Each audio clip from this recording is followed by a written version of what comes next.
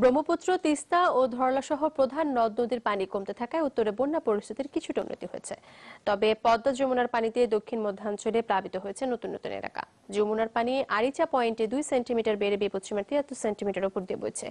মানিকগঞ্জের ঘিওর, হরিরামপুর সহ 4 উপজেলার বিস্তীর্ণ এলাকায় পানিবন্দী মানুষের দুর্ভোগ বেড়েছে। শরীয়তপুরের সুরেশ্বর পয়েন্টে পদ্মার পানি বিপদসীমার উপর দিয়ে অতিক্রম করেছে। নড়িয়া ও জাজিরায় প্লাবিত হয়েছে নতুন নতুন এলাকা। সিরাজগঞ্জের শাহজাদপুরে নতুন করে পানি ঢুকেছে শতাধিক গ্রাম। ঢাকার ডোহারের নয়াবাড়ি, মাহমুদপুর ও বিলাসপুর ইউনিয়নের বেশিরভাগ এলাকার মানুষ পানিবন্দী হয়ে পড়েছে। জামালপুরের বাহাদুরাবাদ পয়েন্টে যমুনার পানি 22 সেন্টিমিটার কমে বিপদসীমার 102 সেন্টিমিটার উপর দিয়ে প্রভাবিত হচ্ছে। বিশুদ্ধ পানি ও খাবার সংকটে পানিবন্দী 7 উপজেলার লাখো মানুষ। ব্রহ্মপুত্র, তিস্তা, ধরলা ও পুনর্ভাবা নদীর পানি কমায় দিনাজপুর, কুড়িগ্রাম, গাইবান্ধার বন্যা পরিস্থিতির কিছুটা উন্নতি হয়েছে। কষ্ট আর এখানে আমার বাড়িতে এখন পানি কোনো আন্দা বাড়ি খাওয়া দাওয়া নেই, সরকার থেকে কোনো লিপা কোনো দেয়নি।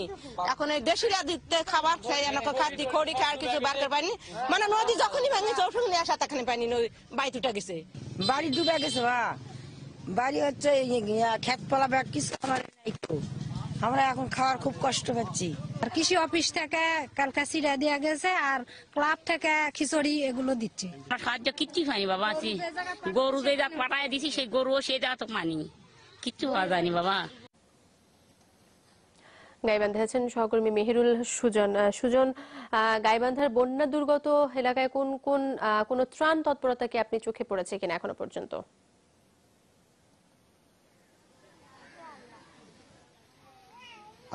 শাইলা, আসলে গাইবান্ধায় কিন্তু শুরু থেকে সদর সহ যে 4টি উপজেলায় আসলে প্লাবনের বিষয়টি ছিল, সেখানে কিন্তু আমরা এখন পর্যন্ত বিভিন্ন উপজেলায় ঘুরে এখন পর্যন্ত কিন্তু আসলে ত্রাণ তৎপরতার তেমন কিছু দেখতে পাইনি।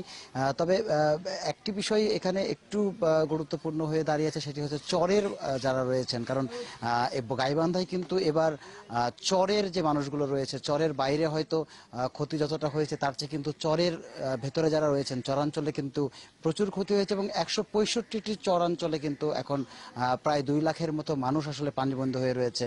তো তারা যেটি বলছেন যে এখনো পর্যন্ত সরকারি বা বেসরকারি তরফ থেকে খুব একটা ত্রাণ কিন্তু প্রত্যন্ত যে চরাঞ্চল রয়েছে সেগুলোতে আসলে এখনো পর্যন্ত পৌঁছায়নি। আর নতুন করে কিন্তু গাইবান্ধায় আরো 4টি উপজেলায়, সুন্দরগঞ্জের পাশাপাশি সাদুল্লাহপুর, পলাশবাড়ী সহ বেশ কয়েকটি উপজেলায় কিন্তু নতুন করে আরো 60,000 মানুষ গত 2 দিন ধরে আসলে পানিবন্দী হয়ে রয়েছেন। তো সবকিছু মিলিয়ে গাইবান্ধার এই যে 4.5 থেকে 5 লাখ মানুষ এখনো পানিবন্দী, তাদের কিন্তু সিংহভাগের কাছেই এখনো আসলে ত্রাণ পৌঁছায়নি, এমনটি আমরা এখানে তথ্য জানতে পেরেছি। শায়লা, এবারে বানের পানিতে দিনাজপুর শিক্ষা বোর্ডের জেএসসি মাধ্যমিক ও উচ্চ মাধ্যমিক পরীক্ষার জন্য প্রস্তুত রাখা 45 লাখ পিস খাতা সহ সব সামগ্রী নষ্ট হয়ে গেছে। এসবের আর্থিক মূল্য 10 থেকে 12 কোটি টাকা।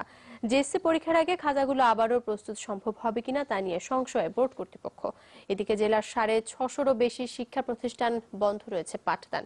মেহেরুল সুজন জানাচ্ছেন, বিস্তারিত ছবি তুলেছেন রাসেল মাহমুদ। শহরের অলিগলি আর সড়ক পেরিয়ে বানের জল ঢুকে পড়ে দিনাজপুর শিক্ষা বোর্ডের 3টি গুদাম ঘরেও। এসব ঘরে নভেম্বরের জেএসসি এবং 2018 সালের এসএসসি ও এইচএসসি পরীক্ষার খাতা, ওএমআর শিট সহ অন্য উপকরণ মজুদ ছিল। মূল্যবান সামগ্রী নষ্ট হওয়ায় পরীক্ষা নিয়ে দুশ্চিন্তায় কর্তৃপক্ষ। নভেম্বরের 1 তারিখ থেকে শুরু হতে যাওয়া জেএসসি পরীক্ষা হুমকির মুখে পড়েছে। এক ধাক্কা এইভাবে 10-12 কোটি টাকার মালামাল নষ্ট হয়ে যাওয়া, এটা বোর্ডের পক্ষে এত বড় ধাক্কা সামাল দেওয়াটা অনেকটা কঠিন হবে। ক্ষয়ক্ষতির পরিমাণ আগামী 2-1 দিনের মধ্যে নিরূপণ করব। আর জেএসসি পরীক্ষা যেন সঠিক সময়ে যেন আমরা নিতে পারি, এজন্যে দ্রুত আরও অতিরিক্ত শ্রমিক লাগিয়ে আমরা খাতা তৈরির কাজ আবার নতুন করে শুরু করব। এবারের বন্যায় জেলার 348টি প্রাথমিক ও 320টি মাধ্যমিক বিদ্যালয়ের পাঠদান বন্ধ।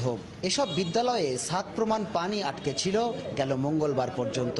স্কুলের কাগজপত্র সম্পূর্ণ নষ্ট হয়ে যায়, কিছু কিছু কাগজ আমরা আলমারির উপরে রাখি। এখন আমাদের স্কুল বন্ধ, আমরা স্কুলের উপজেলা শিক্ষা অফিসারের নির্দেশ পাওয়ার পর আমরা স্কুল পরবর্তীতে খোলার চিন্তা ভাবনা করব। শিক্ষকরা বলছেন, বন্যার পানিতে বইও ভেসে গেছে হাজার হাজার শিক্ষার্থীর। নতুন করে তাদের হাতে বই তুলে দেওয়ার তালিকা করছে শিক্ষা অফিস। মনে হয় না বই তেমন তাদের আছে। এখন পরীক্ষা কতজন বাচ্চা অ্যাটেন্ড করতে পারবে তা আমরা কিছুই বলতে পারতেছি না। আমরা আমাদের বাফার স্টক থেকে আমরা বইগুলো সরবরাহ করব। এবং এরপরে যদি ঘাটতি থাকে আমরা বিভাগীয় পরিচালকের কার্যালয় রংপুর এসে যোগাযোগ করে অন্য জেলা থেকে আনার ব্যবস্থা করব। পানি নেমে যাবার পর চলছে বিদ্যালয় ভবনগুলো পরিষ্কারের কাজ। এরপর বিশুদ্ধ পানি এবং যাতায়াতের সুব্যবস্থা নিশ্চিত হলেই খুলে দেওয়া হবে প্রতিষ্ঠানগুলো।